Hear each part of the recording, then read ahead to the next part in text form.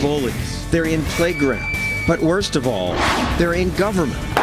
Government bullies are the biggest danger because government gets to use force. It's not just the police and the military. 10 million government bureaucrats get to use force too. They ban drugs that might save your life. Some people are going to die because of this. They make kids cry by telling them, you don't have a choice in your education. You wanted to go to that school? Individual MABs may perform direct attack missions. Government may use drones to kill people. But if a business wants to deliver products with them, government says no. Government bullies even get to confiscate your stuff and keep it. Flat screen TVs to Rolex watches to over 20 boats. Kind of like pennies from heaven, it gets you a toy or something that you need, is the way we typically look at it. Government's bullies. Because you're not good at anything. That's our show tonight.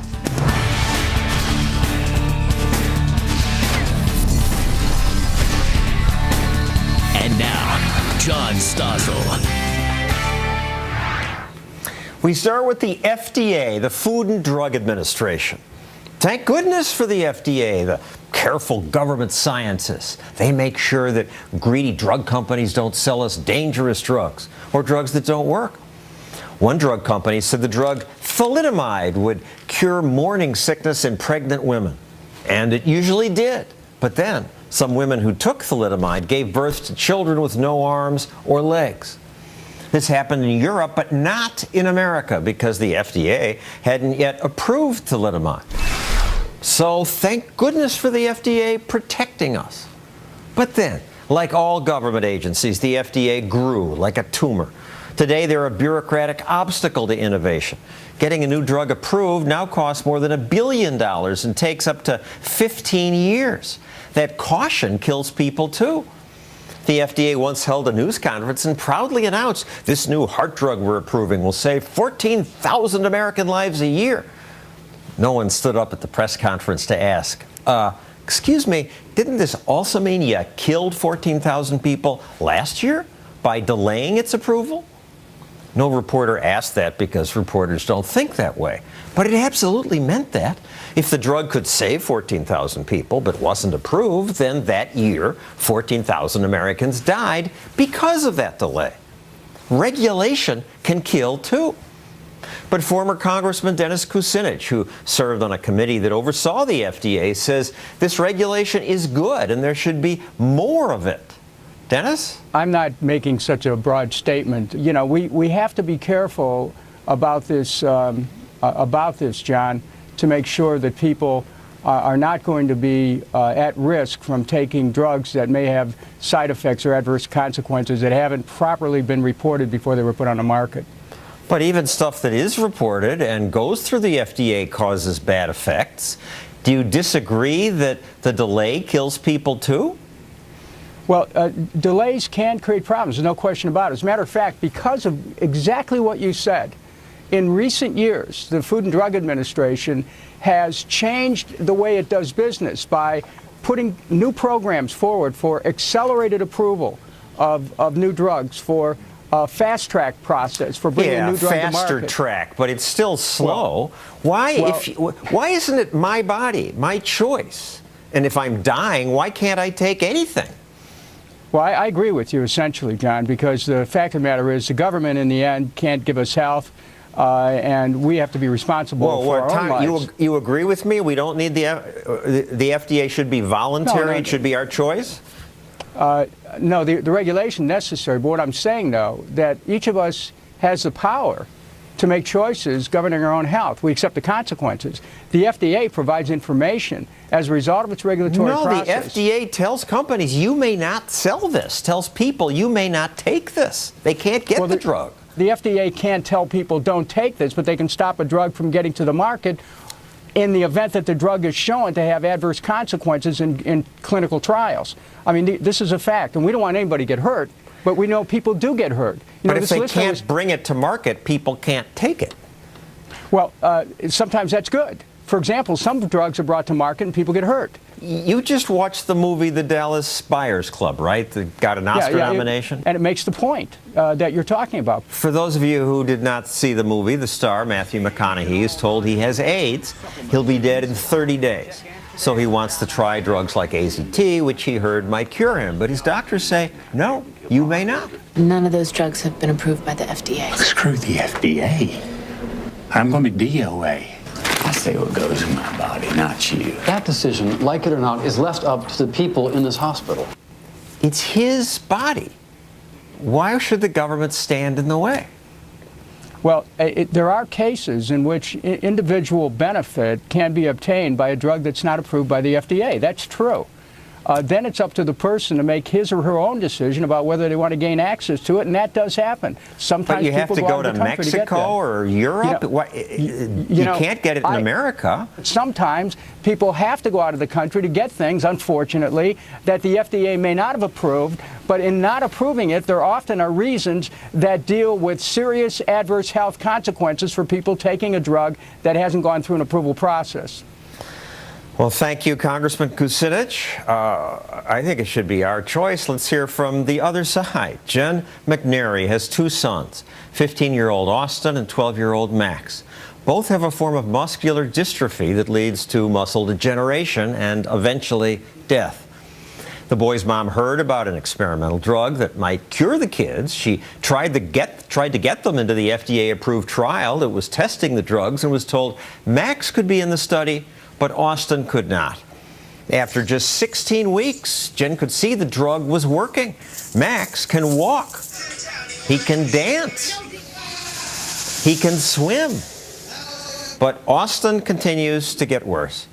Jen McNary joins us now, along with Darcy Olson of the Goldwater Institute, which is a think tank that argues that people who are dying should have the right to try any drug, even if it's not government approved. You heard the congressman? It's to protect you. John, this is about saving lives. And what the Goldwater Institute is working on is an initiative where the states can give anyone with a terminal illness the right to try an experimental drug before the FDA has approved it. So, usually a manufacturer discovers a drug and it takes 10 to 15 years before it can get into, say, Jen's hands for her sons. We're saying once they have an awareness of that drug, access should be immediate. If she wants it, she should be able to get it. And this Right to Try Act has passed parts of legislatures in several states, but it didn't just breeze through as I would think it would. If you're dying, you ought to be able to try something. Well, it's actually moving pretty quickly in multiple states across the country. It polls at 85%, and this is true on the left, on the right, men, women. This is a no-brainer for people, John. Everyone has someone in their family or has a close friend who has suffered and died from something like cancer or other terminal illnesses. People know that when their mortality hangs in the balance, they ought to have the right to try these potentially life-saving drugs, no question. Now, you heard about this new drug and no idea if it would work, and then you heard about the study and went to the doctors and they said your older son was too old, or what happened? So the study was started with 12 boys in the United States, and Max qualified because he was still ambulatory. Austin was already non-ambulatory. And of the 12 kids in the test, 10 have shown marked improvement. So actually, all of the boys at this point are stable. The two that did go non-ambulatory have better lung function. So that's the new data that just came out. And all of the kids... And stable is a good thing because this has been 2.5 years and this disease causes deterioration. So one thing that is certain about Duchenne is kids don't get better, they don't stay stable, they always get worse. And these children were chosen because they were all about to fall off a cliff. They were all about to stop walking. And they stopped falling off the cliff. Absolutely. Absolutely. They all stopped. They all stabilized. And the improvement in your younger son is miraculous. And it's the most amazing thing I've ever seen. He was supposed to be in a wheelchair. He's 12 and a half. He is now helping to take care of his older brother who is dying, who is getting worse, watching his brother get better. How do they deal with it? Is he angry? Austin's 15 now. 15-year-olds in general are angry. 15-year-olds who are being betrayed by their government are even angrier. And he knows the drug works. He's seen it firsthand. He sees it every day, and he wants access. So, Darcy, how do you reconcile what Congressman Kucinich says with her experience? What are they thinking? What the FDA is doing here is an abomination. There was a new drug, you talk about fast track, that just came out called Gazyva for leukemia patients. When the FDA discovered it, they thought this is a miracle drug. They said, we're going to fast track this so people can get it right away. That fast track took 7 years. So from the time the trial started to the time it was actually able to get into patients' hands, 30,000 people died. There's an attitude in government that's just, we are the bullies. We have to decide for you. You know, I'm not even sure sometimes that they think about this, and Jen could tell you about this. She's met face to face with the commissioner, and they're like, oh, you know, we're working on your problem, and you think, are you a mother? Have you had anyone sick in your family? Right? They don't argue. They don't appear to see that every day that goes by is a loss of function for these boys, and kids are dying while they're waiting. I can't count the number of boys we've lost, and since the beginning of the trial, Austin is now losing the ability to use his arms. 2.5 years of a fully, completely safe and effective drug that met all its endpoints. There isn't a single side effect. So talk about, you know, the FDA protecting you. There is nothing to protect you from with this drug. There is no off-target effect, not a single one. Occasionally the doctors will argue, well, we need it to be sure if it works, a clear double-blind study. And if you can go off and take the drug, we won't be sure. Well, I mean, even double-blind studies are arguably immoral at this point. When you're talking about patients with a terminal illness, we know what will happen if they get a placebo. They will die. This is a very antiquated and immoral way of trying to test for efficacy in drugs, and it needs to stop. I would think the baseline assumption should be that we own our bodies. We should get to decide for ourselves. Government says, no, you may not. Why do Americans go along with that? Well, I'm not sure that they do, John. I think this issue is like the American debt. You know, 75% of the people say they want it solved, and Congress doesn't do anything year after year. I mean, the political system has a lot of problems, and I don't think what politicians do necessarily reflects what the people want. Thank you, Darcy and Jen, for sharing your story. To keep this conversation going on Facebook or Twitter, we're using the hashtag #GovernmentBullies. Please join the debate.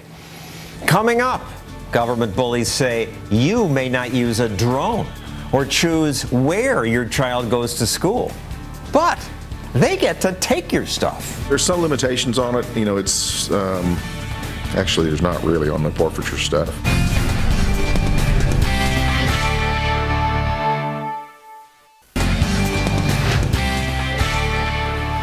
You ever been accused of a crime? At least if you're in America, the law says you're innocent unless proven guilty. Police can't lock you up or confiscate your stuff unless you're convicted. Good. But oops, some government bullies found a way around that law. For example, suppose you don't trust banks. You've got a lot of cash you keep in your car. Carrying too much cash? Police can accuse you of selling drugs or laundering money and seize it. Seize it without ever taking you to court. And police departments around the country have discovered this is a really good way to raise money. From flat screen TVs to Rolex watches to over 20 boats, you name it, they've got it. It's kind of like pennies from heaven. You know, it gets you a toy or something that you need, is the way we typically look at it. Pennies from heaven. Actually, more than $1 billion is confiscated each year. And often the police auction the stuff off, though they usually keep what they like. And this is a scam, says Ethan Thampy, who runs Americans for Forfeiture Reform. What do you mean? They're just grabbing the stuff from bad guys and saving the taxpayer money on police equipment. Under asset forfeiture, law enforcement seizes your property without arresting you, charging you, or convicting you of a crime. The guy whose stuff is taken, he can fight in court to get it back. Yes, but it's not like a criminal case. He's not entitled to the protections that you have in a criminal case. It's a civil case, and that means that government usually has the upper hand. And he has to prove that it's legally there, and that can cost him $10,000 or $100,000 in legal fees. Most people just give up and lose their stuff. Exactly, and that's why it's a revenue scam for the government. The government can seize your property, bankrupt you, or force you to give up your legal rights, your constitutional rights, and keep your money. One police department used the money to buy a margarita machine, but I gather that most of the time they're using it for police equipment. Most of the time, but this is also part of the revenue stream that finances the militarization of law enforcement, which is a concern that has been developing across the country. Now, most people, when they lose property to the police, have no idea this can happen in America. One business owner who repaired used trucks sold a truck to a man on credit, but before he was paid in full and transferred the title, the man he sold it to was pulled over and charged with driving under the influence. The businessman wasn't responsible for that, but the police kept his truck anyway. He couldn't believe it. The truck done nothing. This is my money. Why are you taking my money? I have never seen a truck drink and drive. I don't think it's the fault of the truck. And they know better. They know better? Under asset forfeiture, the government doesn't need anything but suspicion to seize your property and keep it for themselves. I like this picture of a car in Tulsa, Oklahoma, the police flaunting their forfeiture. This used to be a drug dealer's car, now it's ours. You know, Congress gave asset forfeiture to the government to prosecute the war on drugs. And this has turned into a massive revenue stream, and after 40 years of a war on drugs, we still have drugs and drug dealers. You know, the only thing we've really forfeited is their rights to property and to liberty. And the police are richer. Oh, absolutely. It's like I said, this is a multi-billion-dollar revenue stream for law enforcement. And for some political self-dealing, the prosecutor in Indiana did what? So there's this prosecutor in Delaware County, Indiana, Mark McKinney. A couple of years ago, he hired himself as an outside contractor to his prosecutor's office to do civil forfeiture, and he would keep 25% of the total on a contingency basis. He was finally caught and punished for doing that. It wasn't a very strict punishment. They only suspended his law license for, I think, 120 days and made him repay about $170,000. He should have been disbarred. He should have been prosecuted. Companies buy luxury vehicles in America and ship them to China. It's a business. Absolutely. Customs says, yeah, this is legal. But the Secret Service says, oh, no, it's not. And under that interpretation, the Secret Service says that they can aggressively use asset forfeiture to seize bank accounts and vehicles of companies that are doing no more than exporting American luxury vehicles to countries like China or Russia, where they're worth more. In this operation, they're certainly seizing tens of millions of dollars from companies that are doing nothing more than exporting vehicles. And Customs says this is legal, but yes. Secret Service wants... Yes, and you have this conflict between two law enforcement agencies, two federal law enforcement agencies, and one of them has a direct financial incentive in saying law is one way when Customs says it's not. Why is this the Secret Service's jurisdiction? Their core mission is to protect the president and the currency.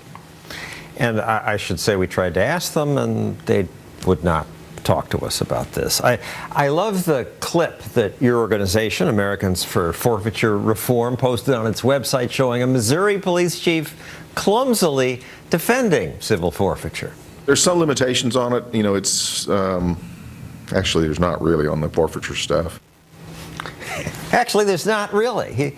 It's revealing. Absolutely. The Columbia, Missouri Police Chief Ken Burton, who's talking about these pennies from heaven, what he's really talking about is money that's supposed to go to, under Missouri law, an education fund. But because he gets this federal forfeiture dollars, he gets to spend it however he wants. You know, this is a scam, and the losers are the Missouri educational system and the citizens of Missouri. Thank you, Ethan Thampy. Coming up, even the people who teach your kids to play the piano have inspired the wrath of government bullies. Why? That's next.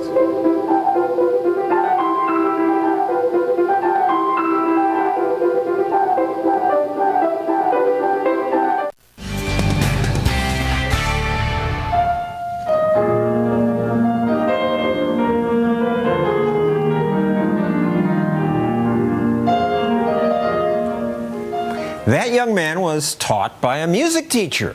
Bullies in your government feel the need to protect you from music teachers' anti-competitive practices.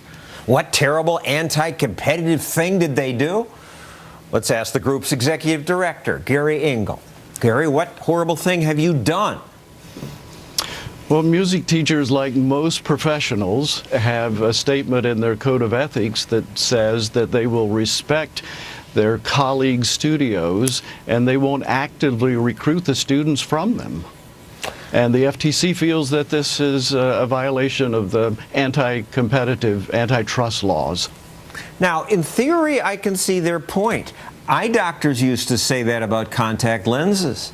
You know, this is such a serious thing to sell someone this. You can't have ordinary people doing it. We won't even allow our members to advertise prices. The FTC came in and said that's a monopoly, and once they started advertising prices, bingo, contact lens prices fell from $400, where they were, to $35. Well, music teachers are making a bit more of a modest income than that. The average music teacher makes about $30 for an hour lesson. The FTC, because it's so busy that this is what it decides it should focus on, comes after you, and you really can't fight the government, right? Oh, right. It's just impossible. We're a small organization, have a very small budget. So you, like most people, sign a consent order, which another way is to say, we don't admit doing anything wrong, but we won't do it anymore. And then they ask you to do a bunch of onerous things for 20 years. Exactly. We have to establish an antitrust education program for our state presidents, for our leadership. We have to appoint an antitrust compliance officer. We have to require all 500 plus of our local associations and our state associations to sign a certification that they don't have anything in their governing documents that would be considered anti-competitive. So basically more bureaucracy and more expense. It's like this trust busting is becoming a bank buster for us. But it's good for the lawyers. Thank you, Gary Engel. Good luck to you. Hey, thank you very much, John. I have to say that the FTC is one more example of a largely useless government agency that only grows. Began with 144 employees. Now it has 12,000. They all grow, and you pay for that. When I started consumer reporting, I thought, oh, the Federal Trade Commission. That's where I should go for consumer information. But they were useless. People were supposed to go to them with consumer complaints, but usually the bureaucrats didn't even answer the phone. Now, in theory, breaking up monopolies is a role for government. But in today's competitive economy, you don't find monopolies. The FTC charged IBM with being a monopoly. The government spent 13 expensive years prosecuting IBM before deciding, gee, I guess it's not a monopoly, and dropping the case. Today, IBM is smaller than other tech companies. The FTC was also wrong when they claimed Microsoft was a monopoly. The only antitrust policy America needs today is repeal all government barriers to entry. The stupid rules that make it hard for newcomers to compete with the established business. Because what protects consumers best is competition. And competition happens when government gets out of the way. Next, another anti-competition guy, my new mayor. He's a government bully, and he wants to bully parents like this woman into sending their kids to his uncompetitive, unionized, government-run schools. They don't care no more in these schools. These teachers don't care about the kids no more. But my mayor, the bully, says to her, too bad.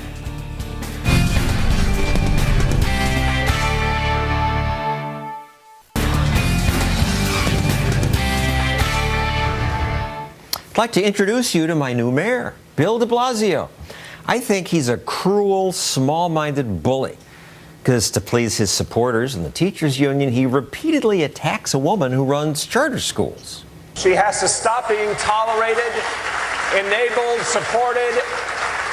I have seen her schools have a destructive impact on the schools they're going into. Destructive impact. I visited Eva Moskowitz's schools. Kids there were learning happily. I challenged them, asking questions like, isn't reading and writing hard work? And they gave me answers like this. Reading is work, but it's rockin' awesome. Those charter school kids look forward to going to school in the morning. That school's doing something right. And they live in Harlem, where government-managed schools are often lousy. But after attending Moskowitz's charter schools, those kids get test scores that are among the best in the state. Kevin Chavis saw similar lousy government-run schools when he was on the Washington, D.C. City Council. Now he runs a pro-charter school group. Noah Gottbaum says both of us are wrong. He's on the board of a New York public school district, and he's a big supporter of government-controlled schools. You know, you say our mayor isn't anti-charter enough? Not enough. In the recent rollback, he rolled back 3 out of 17 charters. He allowed many others, that's true. It's not against charters. It should be, but it isn't. Why? Some of the charters do great. Some of the charters do great. The issue is, and we have this issue in New York City, where you get co-locations where you put schools together with unequal resources, with different kids, and tell them to compete. And what you get is winners and losers. And in our case here, Ms. Moskowitz is a bully. She's the bully. How is she a bully? She's teaching the kids. What happens is she was trying to push out autistic kids, kids who are severely emotionally disturbed. She was trying to get space. She was trying to get space for her kids at the expense of the most vulnerable kids. And de Blasio put a stop to it, which he should have. Kevin, I know this isn't your city, and let's try to broaden this to the national audience. No other country in the world would try to shut down schools that work. You know why? Because they don't allow government bullies to mess with what's working.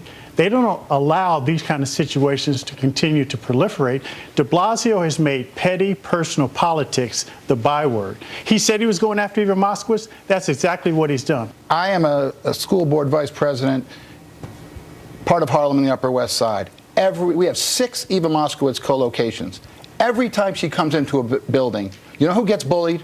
The public school kids, the most vulnerable kids. She's got 13,000 parents on a waiting list. The charter want to go to her school. Who want to go to her school. Let me answer his attack on Eva Moskowitz, because you're a Democrat who doesn't like her. Your father's a union leader, and you have a bias against people who criticize the teachers' union. It's nothing to do with the teachers' union. You say she's pushing these people out. She gets the same money the other schools that do badly get. She's got some independent money, and good for her for raising it. She has no power to push anybody. Well, that's simply not true. And you talk about, again, she's knocking this kids, segment she's bullying is about kids in the hall? Yes, exactly. Our kids at PS 149, 15% of whom are homeless, 20% who have high special needs, 15% are ELLs, excuse me. She doesn't take any of those kids. Now she picks kids by lottery. The lottery is a sham, and then she moves them out. That's not true. The kids, it's absolutely true. It is absolutely not true. When you talk about all the kids, it's half the kids of color that are dropping out of traditional public schools. You've got a lifeline with some of these charter schools, including Democracy Prep, Harlem Village Academies, Jeffrey Canada schools. It's not just Eva Moskowitz, but let me tell you something. All of these schools are servicing kids when otherwise they wouldn't get the services they need. We need to stop this us versus them nonsense and start talking about what's doing best for kids. Okay, no one I'll lifts tell you up the kids. This 5th grade class that she touts as the #1 in the state, which, by the way, it isn't anywhere close. She takes 1 test.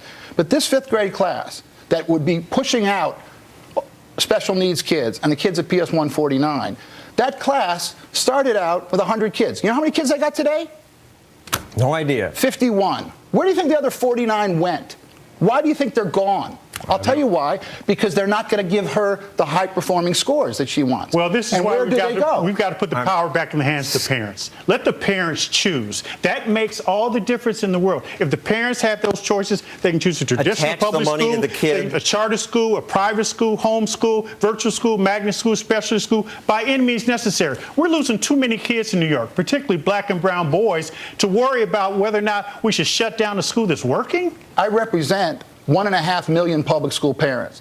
There are 1.1 million kids in the public schools and only 6%, 70,000 in the charter But there's schools. a 50,000 person waiting list on the charter schools. That waiting list is so phony, Kevin. It's not. It's absolutely not. Then you tell me why, if she had such a big waiting list, she had a 1,500 person waiting list, she couldn't fill her classes. If you want to have choice. It's about choice. And if that's what you want, then what we need to do is invest in our public schools and make sure that every neighborhood school is a good one. We've invested $20,000 per student in New York City. First of all, we've invested less than that, and then we still have no counselors for our kids. We still have over $20,861. Yep, and why for special needs kids, $27,000. And we're not complying. That money's not going there. It's not happening. The court because has it's put it in your government monopoly where money disappears. You may say that, but the bottom line is that the kids aren't getting the services, and it's not correct. And by the way, the court said you're underfunding our public schools. Even the governor, who's a Democrat like you, has woken up to the idea that your ideas might not be great for the kids. He's woken up to left-wing campaign governor contributions. now says charter schools are good. That's why 50,000 parents are on the waiting list. And our point today is parents deserve a choice.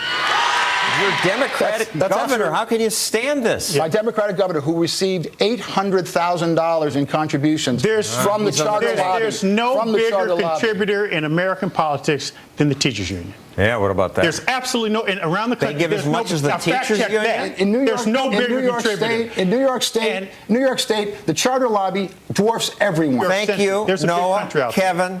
Coming up, are you watching this show while ice fishing in Minnesota? Do you like a cold beer? Now you can have it delivered via drone. Will government bullies wreck this service too? Next.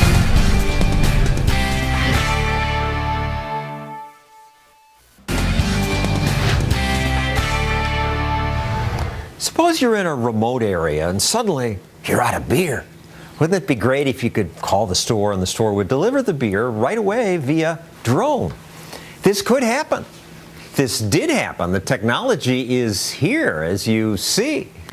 But bullies in the federal government said, this must stop. Why? Here to try to explain that is Adam Thierer, who researches technology and digital privacy for the Mercatus Center. So why do they say stop? Well, our government fears what the drones might be utilized for, because right now drones have an image problem, John. Basically, we think about drones overseas as nefarious things that our government uses to rain death and destruction from above. But drones have many positive commercial and peaceful uses that people are utilizing them for, including delivering beer or flowers or packages here in America. But we can get our brains around that. They must have some practical reasons, like they're worried about smashing into airplanes? Or? Sure. Safety is the primary issue, but also privacy issues. And there are some legitimate concerns there. But, of course, we could deal with those in other ways, probably without having sort of a mother may I permissioned approach to allowing this innovation to happen domestically. And the FAA's attitude is, yeah, you can play around with them. This is lower than the planes fly. But if it's commercial use, if you make money, then you can't. That's right. Recreational use is generally allowed right now, but if you start applying it in a commercial way, the FAA is cracking down and sending threatening letters to a lot of people saying, don't you do that without our permission. Yes, 17 cease and desist letters already, and Amazon got publicity for showing that they would deliver via drone, but I thought that was just a stunt, that they're not prepared to do that. But real companies were doing it. Beer, flowers, photographers. That's right. Journalists. I mean, there's a lot of journalists who are using it right now to report. There's a lot of environmentalists who are using it to look into things. There's people who are using it for other safety purposes, monitoring forest fires or pollution, whatever else. In Michigan, a florist offered, it's flower delivery by drones. You place your order. This nice man on the phone writes down the GPS coordinates while your bouquet is boxed. A drone is fired up and then up, and away over the trees, a couple of parking lots, to a doorstep near you. When government bullies heard about that, they ordered him to stop. And while the florist and beer delivery obeyed the FAA, I find it exciting some other people just ignored the bullies. In the Wall Street Journal, Gordon Krovitz reports that the Fresno Bee, you had mentioned newspapers, they acquired a drone for gathering news, although other news organizations got cease and desist orders. Movie director Martin Scorsese used a drone to film The Wolf of Wall Street, though the FAA went after other film companies. And baseball teams like the Washington Nationals use drones to monitor performance of players during spring training. So It's exciting when entrepreneurs say, government, we hope you don't catch us. It's kind of like Airbnb is doing with rentals. That's right. It's exciting what a lot of these entrepreneurs are doing, but let's just stick with safety, because the FAA says we're doing this for safety reasons. Well, okay, let's talk about safety. Every year, over 30,000 Americans die in vehicle crashes in this country. That's a huge number. A lot of the things they're doing are very mundane. They're going to get some medicine. They're going to pick up dinner, maybe something else. What if those things could be delivered to us with drones?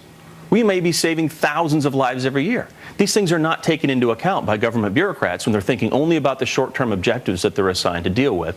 That's why the law needs to change here. They think only about the possible thing that could go wrong where they could be blamed. That's right. Our brains can't imagine all the good that comes out of Exactly. If we things. spend all of our time living in fear of hypothetical worst-case scenarios and basing public policy upon them, then best-case scenarios can never come about. Innovation dies when you live in fear of hypothetical worst-case scenarios. And innovation dies when you try to obey the Bullies rules. I look at the FAA rules. Only one commercial business in the Arctic has satisfied all our requirements. You have to have certified aircraft, a licensed pilot, and approval from the FAA. And this is how basically lobbying and cronyism starts, because you have to hire armies of lobbyists to come to town to basically help you in D.C. if you want to get permission for these things. It doesn't just happen overnight, and therefore you either give up entirely or you hire people to come to D.C. And they even seem proud of their obstructionism. I look on their website, myth number 6, commercial drone operations will be okay after September 30th, 2015. Fact. Congress told the FAA to come up with a plan by then. We're writing regulations.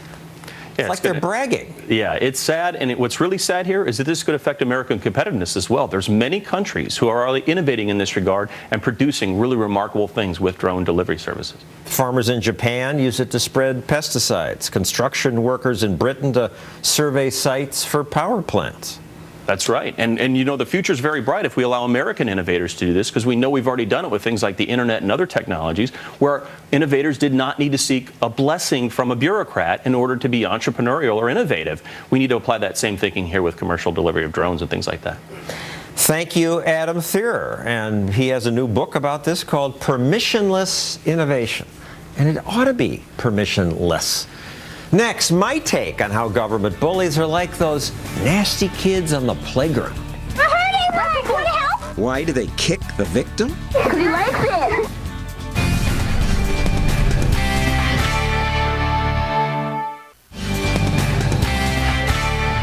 This is used to prevent an attack. Do you not find value, substantial value, in being able to prevent this attack? Senator Dianne Feinstein was quick to defend government spying until, oops, she learned that the government also spied on her. I have grave concerns that the CIA's search may well have violated the separation of powers principles embodied in the United States Constitution.